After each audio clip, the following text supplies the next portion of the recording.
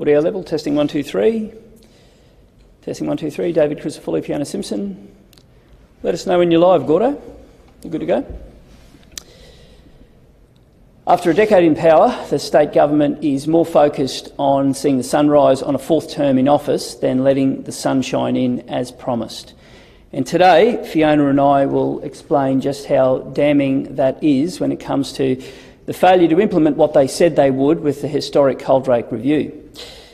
First, though, I want to point to the fact that when I first stood here before you as Leader of the Opposition, I said I would have three focuses day in, day out. An economy built on the back of small and family business, service delivery so Queenslanders can count on frontline services, and integrity in government. Integrity in government. And the reason why is the state government was elected nearly a decade ago on a platform of being open and transparent, and I had seen the drift away. This week marks 300 days since the Cold-Rake review was handed down. A review that the government didn't want to do. They said there wasn't an integrity problem at all, and then reluctantly they agreed to have the Cold-Rake review, and the findings were damning, and it showed a culture of entrenched fear in the public service. It showed ministers who no longer were prepared to take responsibility and no longer prepared to conduct themselves in a way that Queenslanders deserve and respect. If state government actually believed in this, they could have implemented by now. The fact that they have withheld it shows everything you need to know. If they actually believed in it, they could have delivered this lock, stock and barrel. And I put it to you, the only reason they haven't is they didn't want to let the sun shine in, as promised. From the get-go, we wanted to set a standard that Queenslanders would look at and understand integrity matters. I announced that we would have a Minister for Integrity in government. The state government doesn't have one. I said that we'd have a Minister for Open Data, and the state government doesn't have one. I said we'd have a Minister for Customer Service, and the state government doesn't have one. I am determined to reform the estimates process so that it's not some sort of a charade, that ministers can be held accountable. We intend to implement the Productivity Commission again so that expenditure can be reviewed. Finally, before I ask Fiona to say some words, I just want to say why this matters to Queenslanders. It matters because when governments give up on governing with integrity, they give up on governing for you. And we are seeing that every day. We are seeing that in the failure for the government to explain why police numbers are falling in the middle of a youth crime crisis and why they're not even prepared to release the data that is months overdue. Today we see further examples of reports that are months overdue and not uploaded on an open data portal. Well, that's not being open with Queenslanders. Every failure in service delivery matters to a Queenslander, whether it's an AMBO not turning up because the hospitals are in crisis, whether it's not enough police and the laws not being there to support them, whether it's young Queenslanders not being able to buy their first home or vulnerable Queenslanders living in a home. These things matter. And when governments are consumed with cover-ups, they aren't focused on making things better for you, for Queenslanders. And that matters. And we are going to continue to prosecute this because the integrity crisis isn't going away. And as the government seeks another term in office after a decade there, their political survival seems more front and centre than what matters to Queenslanders. And integrity is a big deal in our opinion. Over to you, Fiona. Thank you, David. The Premier has failed to act on key integrity measures. 300 days after Cold-Rake brought down a scathing finding into a range of integrity issues with this government has still failed to act, still failed to deal with critical recommendations and implement them rather than just talking about them. Let's look at what happened with the Cold-Rake review. This came about because the state opposition raised the very fact, along with the community and the media, about key integrity failures of this government. The integrity crisis hasn't gone away. The state government thinks that because they try to manage the headlines, they've fixed the integrity crisis, but they haven't. They haven't dealt with the key recommendations from the scathing review by Cold-Rake. What we found with the Goldrake review was certainly reinforcing what members of the media and the opposition and the community have been saying. The key Goldrake findings were that there was a lack of transparency in government, a lack of transparency in key decisions, particularly of Cabinet. They found that there was shocking lobbying influence. And we know about this situation with dual-hatted lobbyists, people who are actually then running the campaigns for the Labor Party who are also receiving funding from the Labor Party. We also know that from the Goldrake review and the findings, revelations about ministerial staff bullying of public servants around decisions that were being made around the way that their jobs were to be done. Quite a disgraceful findings in regard to bullying by ministerial staff. When it came to our key integrity institutions, such as the Integrity Commissioner, such as entities such as the State Archivists and other key integrity groups, they were speaking out about how they had been bullied, how they had been mistreated under this government. And there were findings about the lack of independence also of some of these key statutory bodies and the interference that was occurring in their roles. But the commercial and confidence abuse by this government has been taken to another level. And we certainly saw that, where we had to continually fight to have the WellCamp information released. And this is going on where the commercial and confidence is still being abused by this government to keep things secret, which should be transparent, which should be before the public. So there hasn't been adequate protection also for a range of people who speak out, for whistleblowers, for those who want to see our state flourish, who want to see the public sector able to do its job, to be able to truly provide independent advice and not be bullied by a government that's been there too long. It's 300 days since Goldrake brought down his critical recommendations, and some of the key recommendations that this government has still failed to implement are releasing Cabinet documents after 30 days, releasing Cabinet documents to bring about transparency in how they do decision-making.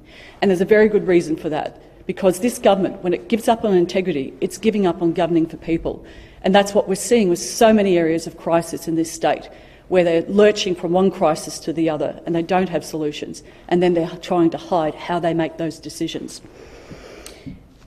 The lack of mandatory reporting of data breaches is another area that they still have failed to act upon.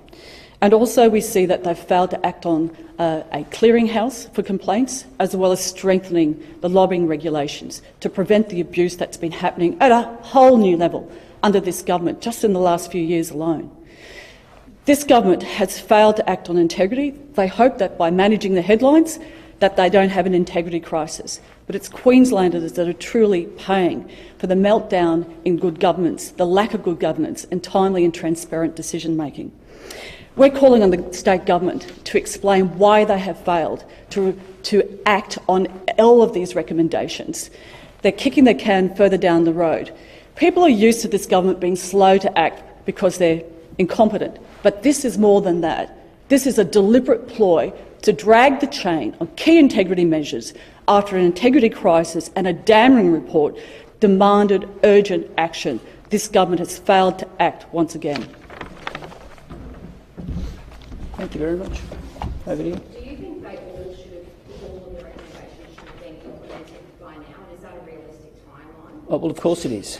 And the fact that we have this week marked 300 days and there has been such slow progress and such limited progress shows you everything you need to know.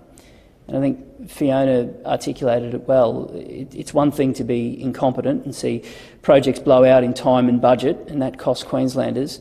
This is deliberate, and the fact that we're approaching a year and a report that they were truly dragged to the table to do about a crisis they said didn't exist, and to now stonewall until deep at the end of the term shows you everything you need to know that they've walked away from a platform they were elected on, and that is to be open and transparent. Just to be clear, what are you suggesting the government's trying to hide by not implementing the all 14 recommendations right now? A culture that exists where ministers no longer are held accountable, where Cabinet operates as a factional arm wrestle rather than be a body that tries to do the right thing for Queensland, where lobbyists run free with unfettered power, and where a culture of entrenched public service fear exists. And when you read the report, it shows that fear starts from the top, that rotting culture starts from the top. And imagine being someone who turns up to work today to know that after 300 days, next to nothing has occurred, after you bravely stood up and had your voice heard by Professor Coldrake. These public servants had the ticket to stand up and have their say about a rotting culture, and next to nothing has happened. Imagine how they feel today. That's what happens when governments reach the end of their tenure. That's what happens when it becomes about their survival rather than doing what is right for people. And the failure to act after 300 days shows you everything you need to know. Do you think it's safe to say, though, that the government will say, this is such a landmark, scathing review that they want to make sure they get everything right and they don't just rush things through in terms of this implementation? Brendan, how many times have they stood here and spoken about it in the last 300 days? How many times has the government said, well, this is how we're working towards letting the sun shine in? They haven't. They did it as reluctantly as possible. They said there wasn't a crisis. They eventually bowed to the pressure that was exerted. They called it and they thought, that's the circuit breaker. Let's move on and see how long we can stall before we do something. That's no way to run a government, and that's no way to treat Queenslanders, and it's no way to treat the brave people who stood up and were counted in this report. And the fact that we've had next to no progress after 300 days on what is a landmark report shows you everything you need to know. In terms of the release of the cabinet documents within the 30 days, how difficult, I guess, would that be to implement, and what procedures would need to be put in place for, I guess, privacy or things like that? Well, it sure could start by actually telling Queenslanders what's on the agenda. And I wouldn't think that would take 300 days to be a bit open and transparent. It seems like the government's trying to delay everything as much as they can to try and cling on to power because they know that letting the sun shine in will expose the way they do business in Queensland to a generation of Queenslanders who are losing faith with their ability to deliver services for them. And make no mistake, from the get-go, this has been a report that the government didn't want to do, and now it's a report that they don't want to implement, and that doesn't serve Queenslanders' interests at all. So you think all of the recommendations presented? Of course, and we committed at the time to doing them, and we won't walk away from that commitment. And the fact that after 300 days next to nothing has occurred shows you everything you need to know. And if you read what Professor Coldrake said, there were things in there that could have been implemented very quickly. Cultural reform could have occurred very quickly. It hasn't. And that shows you that after a decade in power, the government's more interested in seeing the sun rise on a fourth term than letting the sun shine in as they promised to do. So the government says that 4 of 14 have been implemented and the rest are in progress or underway. It's 300 days. It's 300 days, and I would argue that the state government has gone further backwards when it comes to being open and honest with Queenslanders. And the fact that we're still waiting for workforce data, which will show Queenslanders there are fewer police today than there were 2 years ago, tells you that. The fact that open data portals aren't being updated on time shows you that. And when that happens, when that culture permeates through every element of a cabinet, well, then the culture of cover-up becomes more important to the government than the culture of serving the people who put them there. In June last year, the Premier did flag the changes to lobbying and certain rules about how appointments can be made and whatnot. But those rules are also going to apply to you as well. Have you been following those rules? And what is to the law. To the letter of the law. But in terms of, I'll ask Fiona to make some comments, but the influence of lobbying on this government is at levels we've never seen before. And when power is controlled by a small cabal, that means that Queenslanders don't get the ability to have a government that listens to them. Did you want to make some comments? Thanks. This lobbying issue, we've never seen it at the level that we've seen under this government before. So we've never seen lobbying being abused to the extent that we have, except under this government.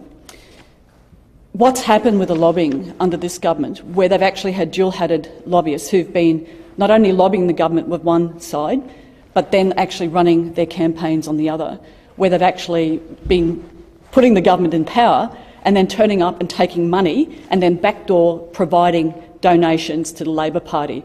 It's been, if you like, a perfect circle of money back to the Labor Party for lobbyists who are actually working for the Labor Party. And still this government's been slow to act. They knew about this some time ago. It's really quite perverse to have a lobbying culture where it's actually financially benefiting the Labor government.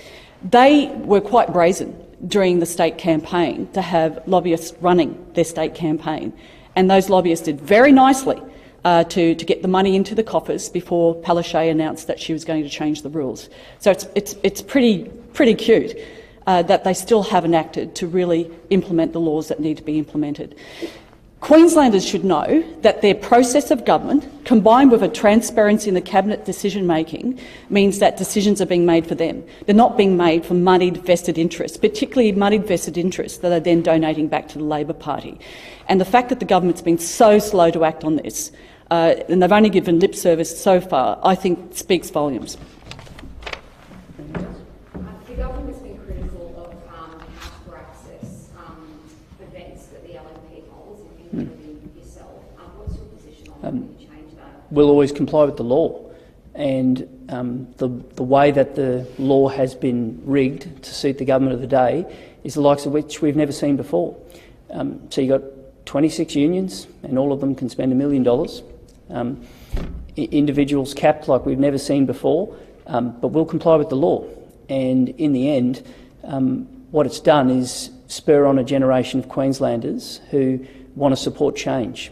And we're going to remain focused and disciplined to deliver the change that they need. Just on another matter, the other day the government announced it would decriminalise sex work in Queensland. Do you support those moves? Well, I haven't seen the legislation, and I'm not sure there is legislation. And I think I'm not the only person who's asking for that as well. So I know there was a report, and I have seen some comments from the attorney, but we haven't seen legislation. And you know my style is always to look at things with an open mind and to be sober and judicious in the way that we analyse things. But I don't believe there's any legislation, and I'm not convinced that that legislation is close to being tabled. Well, I guess at its core, the legislation is there that makes most of sex work in Queensland a crime, so it would be making it not a crime. That's at its core. What's your opinion? Marlena, there's many moving parts to that, many moving parts, and I'll wait to see what that legislation has before making comments. But what does that mean? I mean, well, it means the move is decriminalisation. So because there's. Should sex work be a crime in Queensland? Well, we'll have a look at what that legislation says, and I think that's fair and reasonable, because there was a report that was tabled, and that report wasn't asked to make any legislative changes, and it didn't. So we'll wait to see what the government provides. I think that's fair and reasonable, and then we'll do it with an open mind, and we'll be judicious in the way that we review it. It's the Queensland Law Reform Commission, they're making 47 recommendations for a framework on how to regulate sex work in Queensland.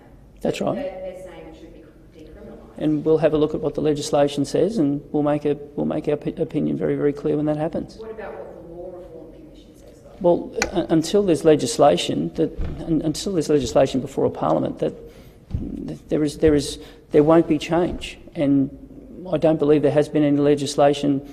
Not only has there not been legislation tabled, I don't believe there's been legislation that's started. Does that mean you're not going to have a stance on an issue until legislation? Well, my style has always been not to go off half-cocked, and I've done that on all issues. And at times that means that people have said to me, and I know that many of you have said, well, why don't you just take a position and say X, Y or Z? Well, until legislation is there, I think that shows a level of being cavalier that's not my style.